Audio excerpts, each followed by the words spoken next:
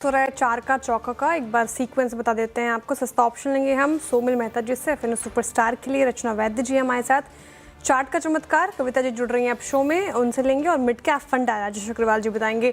सस्ता ऑप्शन से शुरुआत करते हैं। सोमिल जी बताइए सस्ता ऑप्शन आपका। मैंने चुना है यूनाइटेड स्पिरिट्स। यूनाइटेड स्पिरिट्स में आज बहुत ही अच्छा मोमेंटम है। 2040 डेली मूविंग एवरेज पे सपोर्ट भी लिया है। उसका जो ऑप्शन है 30 दिसंबर का 1450 की स्ट्राइक प्राइस के लिए मैंने चुना है। इस समय 32-33 के आसपास ये ऑप्शन चल रहा है। स्टॉप लॉस रखेंगे 22 पर। मुझे लगता है ये टारगेट 60 के ऊपर भी जा सकता है। सो टारगेट इस समय शॉर्ट टर्म में 60।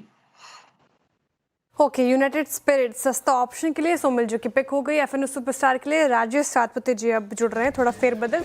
राजेश सातपुते जी, ढूंढ लिया क्या एफएनओ सुपरस्टार इतनी जल्दी? जी देखिए, पीबी फिनटेक पे नजर है और ढूंढलिया में रहना यहाँ पे पूरा दिन तो वही चलते रहता है। एनीवे, सो पीबी फिनटेक पे मेरी नजर है। बहुत ही क्लीन ब्रेकआउट मिला है यहाँ पे। 1900 के आसपास से फ्यूचर में ट्रेड हो रहा है, तो इसका जो टारगेट सेट करें 1940 1950 का, 1900 के आसपास का ये बाय बनेगा तो स्टॉप लॉस बनेगा 1880 का। PB fintech. Okay, PV fintech की हो गई। एफएनओ सुपरस्टार कविता जी जो हमारे साथ जुड़ रहे हैं। कविता जी गुड आफ्टरनून, स्वागत है आपका कार्यक्रम में। पहले बताइए आपका चार्ट का चमत्कार क्या होगा? Hi, good afternoon Shreya, good afternoon everyone. Chart का चमत्कार एशियन पेंट्स पर होगा। एशियन पेंट्स अपने फॉर्मेशन को इंटैक्ट किए हुए है। एज ऑफ नाउ 2970 के लेवल पर है।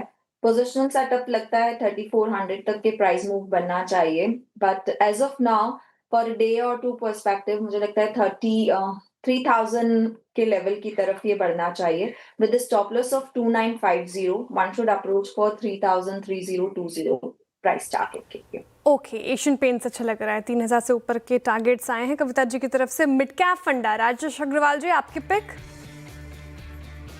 श्रेया जी, मिड कैप के हिसाब से मैं हिमाद्री देना चाहता था, जो मैंने कल एसबीएस में भी दी थी आशीष जी के साथ। लेकिन अब चूंकि गावा सर ने ले लिया है तो मैं लॉयड मेटल के साथ जाना चाहूंगा।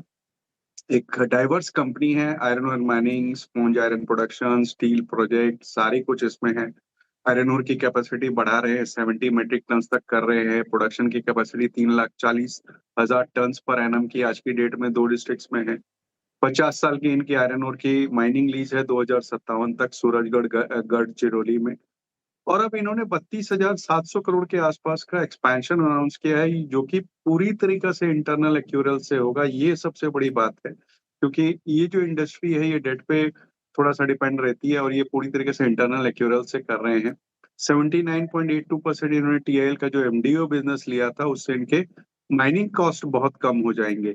और इनके पास एक फ्लेक्सिबिलिटी है कि अपने प्रोडक्शन जो शेड्यूल है, मिक्स है, उसको चेंज करने का, जो भी डिमांड है उसको कैटर करने का। तो मैं समझता हूँ यहाँ पर 1400 के टारगेट के साथ, जो कि आने वाले 9 से 12 महीने के समय अवधि में हो सकते हैं, खरीदारी करनी चाहिए।